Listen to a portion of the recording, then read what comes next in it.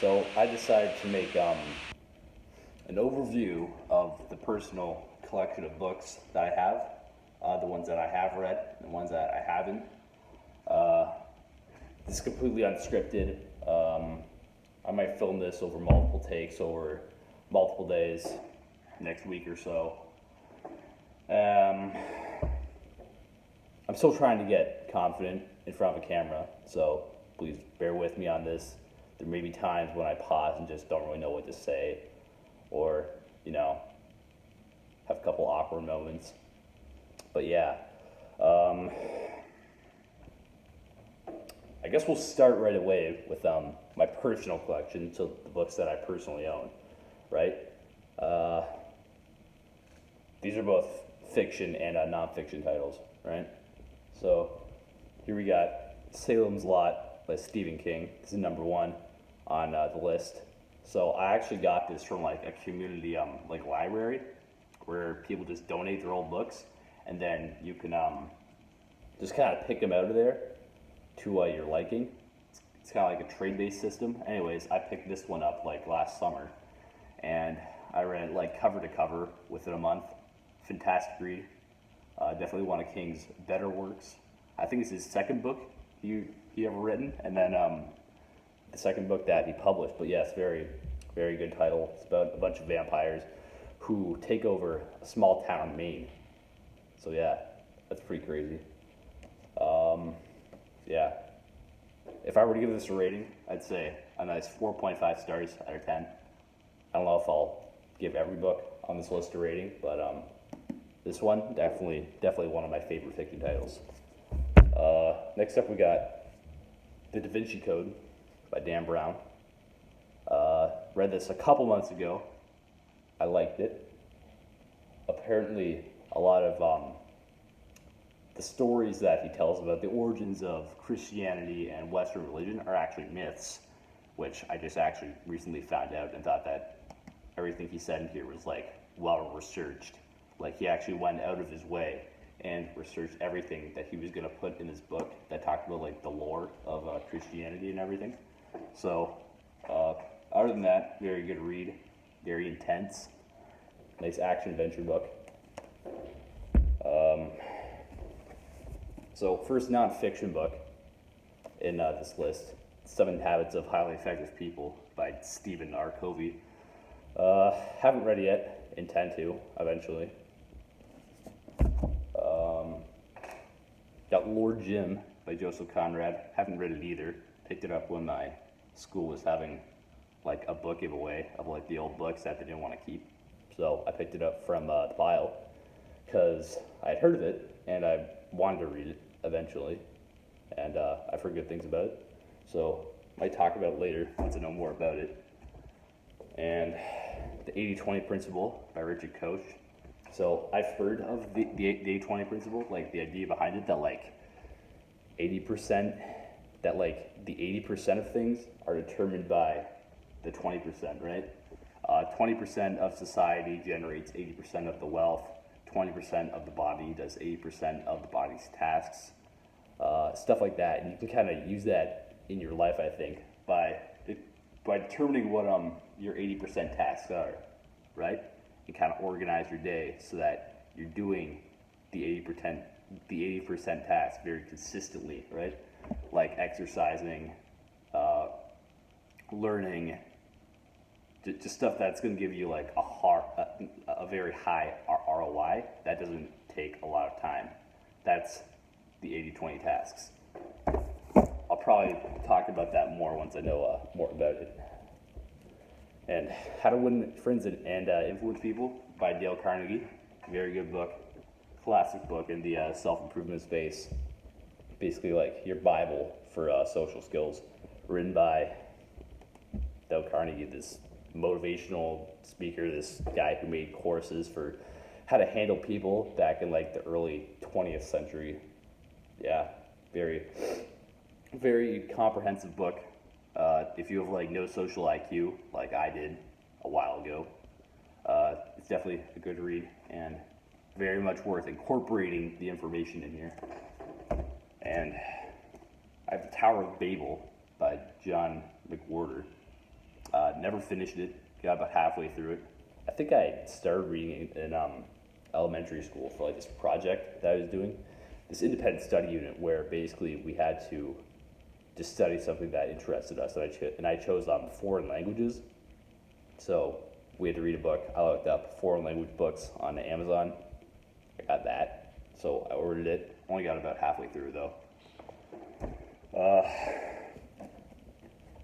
The collected works of Carl Gustav Jung, translated ones, because he spoke like French or something, so someone had translated it, obviously. Haven't read a lot of it, but I intend to, because I find psychology interesting, especially Jungian psychology. I'll definitely talk more about this and its concepts later. The next 4 books all kind of fit in the same category. I got books 1, 6, 5, and 7 of the Harry Potter series, right? Got the first 3 here. And here's book number 1, right? Yeah, it's just all 4 of those. Read all of them when I was much younger. Very good reads. You know, it's a classic. I probably don't have to tell you how good those books are. Just go ask anyone, and they will tell you. I got 4 books from the Percy Jackson and the Olympians series. Another very popular young adult series. Apparently has like a TV show or something coming out on Disney Plus. I wouldn't bother to watch it, but yeah, very good book series. I don't know about the movies or the TV shows. Kind of mid, if you ask me, but definitely well worth your time if you're gonna read that. The Divine Comedy by Dante Alighieri. So this is like Catholic religious fiction. I think it was written in the 13th century by the poet Dante. Very famous book, very religious book. I'm not Catholic, but I liked it, even though I've only gotten about halfway through it. It's through my bookmark right here. Yeah, decent read, very hard to understand at times, just because it's a very complex translation that I'm trying to read. He goes on a lot of tangents about different stuff. It probably sounded better in like, you know, Middle Ages Italian, but yeah, pretty good. I got the special edition of The 48 Laws of Power by Robert Greene. Very famous read, very important book for power strategies and people skills and social engineering and all that stuff. I've only just started getting into it, but I intend to finish it at some point. Plus, this will probably be worth some money in the future, right? Collector's edition. It's got like the gold binding on it too. And if you like flip it one way, you get like Machiavelli, right? Niccolo Machiavelli. And the other, you get the author, Robert Greene, right? I got this big thing, which is The Complete Far Side by Gary Larson. This was like a comic strip that ran in like the 80s and the 90s, which I thought was really funny when I was a kid. So I bought this online. Waste of money? I don't know. But it's got 3 big ass books in it that all look like a cow skin. So that's pretty cool.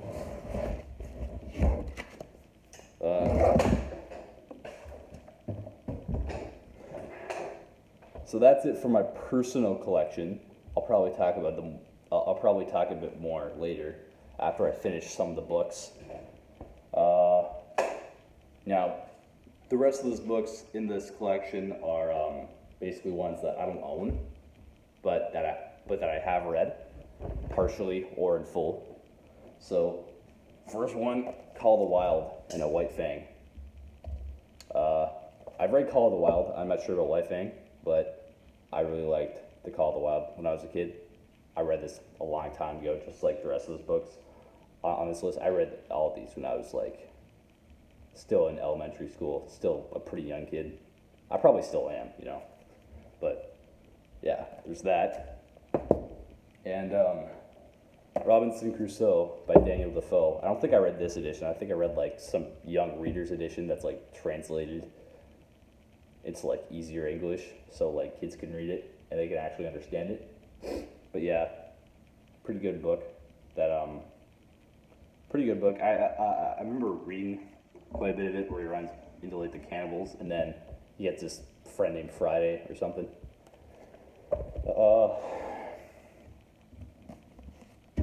Edgar Allan Poe. I've read some of his works. I haven't read this whole thing, but I've read The Raven, The Telltale Heart, most of his classics. The Pit and the Pendulum. I really like that one. Yeah, pretty twisted poetry, but I like the scary stuff. So I would definitely recommend that for anyone who wants to get into like classical poetry. Journey to the Center of the Earth by Jules Verne. I read this thing a long time ago too. I don't remember a lot of it, but I think it's like written in like Victorian England or something. That's where it's set, and this guy finds a map or something, and then it leads him to the center of the earth, where there's like these giant mushrooms and like dinosaurs and everything. Yeah. Vinyl Cafe series by Stuart McLean. He was like a Canadian radio host and a comedian, but I think this was a collection of the radio stories that he wrote and that he had broadcasted, but then he kind of like amalgamated them into like one book. So it's kind of like an anthology of his works. They're all just like very like sarcastic, like a comedic stories that revolve around this family that lives somewhere in Toronto. So it's a decent read. The War of the Worlds by H.G. Wells. Yeah, this brings back a lot of memories. I remember looking at the cover of this, like these giant Martians right here, and being absolutely terrified. So I decided to read it. All right. I think I read this for like my school's like reading contest, where you had to read like a whole lot of pages. I've had whatever class had the most pages basically won like pizza or something. Anyways, I read like a large print edition of this because like the words would be bigger, and because the words are bigger, then it has a higher page count, and a higher page count means that I get more pages for the same amount of effort given in reading. So I just think that was a pretty smart move of mine, you know. Around the World in 80 Days by Jules Verne. Yeah, basically this English guy who makes a bet with like his gentleman's club in like Victorian England that he can travel around the world in 80 days by like train and by ship and by horse and buggy and whatever. It's basically just meant to, like explore all of the possible ways to get around the world, and like how globalism, I guess, was emerging in the 19th century. So, I mean, it must have been pretty fascinating for someone living back then, but now, it's just, okay, nice, okay read. I got some books here by Garrison Keillor, I think it is, another radio host. He wrote Lake Wobegon Days. That's what he's the most famous for, which is like this town in, I think, yeah, it's like a fictional town in Minnesota where like there's a bunch of old people and they're all Lutheran. So there's this one, Leaving Home, full a bunch of radio stories that he did. And this one as well. I haven't finished it. The Keller Reader. I read a lot of these when I was like really young, and they're pretty adult from what I know. So that kind of stole my innocence, along with a lot of other things that I've read that are on this list. So there's that. The Wind in the Willows by Kenneth Grahame. This is one of like the earliest books that I remember reading by myself. It's a pretty quirky read. See, we got a map here where it's like these anthropomorphic animals that live by like some kind of river. There's like a mole and a rat. I don't really remember the actual plot of this, besides it being like a pretty quirky book, nice book for kids. So I haven't finished this. I haven't read all the tales in this, but when I was younger, I read a lot of Grimm's fairy tales. This cover is absolutely cursed, by the way. Just look at that. That's terrifying. This isn't for children. What even is this? But yeah, pretty scary stuff. It's like the original German fairy tales that they made that they make all these that they make all these Disney movies out of. So interesting read. A lot darker than you would think it is. The Complete Chronicles of Narnia by C.S. Lewis.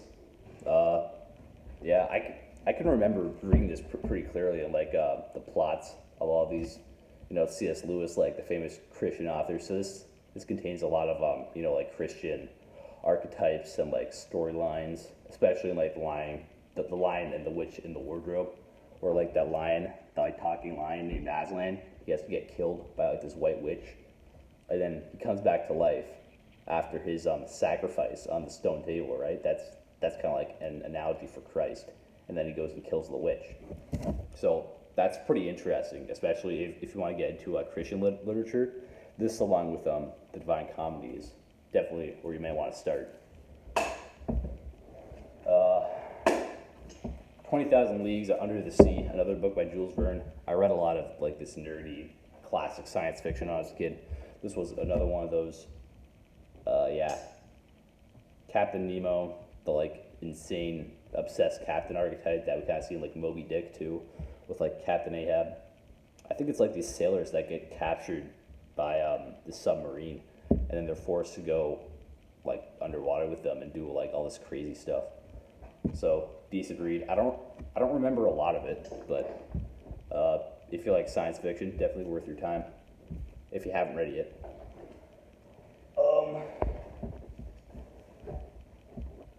So these four, obviously, the classic Lord of the Rings and The Hobbit. So if you want to read this, you definitely want to start with The Hobbit here, by J.R.R. Tolkien, the classic, 20th century quintessential fantasy novel. Nobody hasn't heard of this. Yeah, so there's The Hobbit, and then we got the movie tie-in editions for The Lord of the Rings. Yep, I read this when I was pretty young. A lot of it mostly went over my head, but then I re-listened to the audiobook. But I still gotta get through that. Very good read, of course. I mean, if I can't say that this is a bad read, right? It's just not. This is a masterpiece. There's like no other way that you can put this, right? This is basically just like a staple of, fiction and society as a whole. So there's that. Second last title on this list, The Complete Works of Sherlock Holmes by Arthur Conan Doyle, Sir Arthur Conan Doyle. I've read about half of these, I think. Very big book, very long book, very small print. You can see all this. This is everything. This, like it says, The Complete Works of Sherlock Holmes. So everything Sherlock Holmes is in here. This is everything that was written on him. The short stories, the novels, all the other stuff. Yeah, very good. Very good read if you want to get into like mystery novels, like classic mystery, if you haven't read these yet. So yeah, there's that. Last title. This list is in no particular order, by the way. This is Treasure Island by Robert Louis Stevenson. I had the cover. This is, of course, a map of Treasure Island. Very classic book. Tons of movies on it. Yeah. I don't remember reading this too much. Too much about the plot, besides just like this, like, bartender boy named Jim Hawkins, who basically just gets taken along on like this swashbuckling pirate adventure with Captain Blackbeard, and then he does all kinds of crazy stuff, supposedly to find some kind of treasure, right? Yeah. So that pretty much does it for this reading list. Of course, there's a lot more ebooks that I've read, audiobooks that I've listened to, which I might cover at some point, because those are the ones I've read most recently, because I don't really read physical books anymore, right? Because the electronic ones are free, and they're a lot more accessible if you know what you're doing, right? So yeah, I'll probably talk about each of these individual books based off of how much I like them and how much content they have and how much useful information they have. or just how much they interest me. Obviously, because that's ultimately what this channel's about. Is me just talking about stuff I'm interested in. So, yeah, if you have any questions about any of these books, feel free to drop them in the comments. I do have a reading list for fiction and nonfiction titles. I have 2 reading lists, one for fiction, one for nonfiction. So I might drop those eventually. But yeah, that's pretty much it. I'll see you.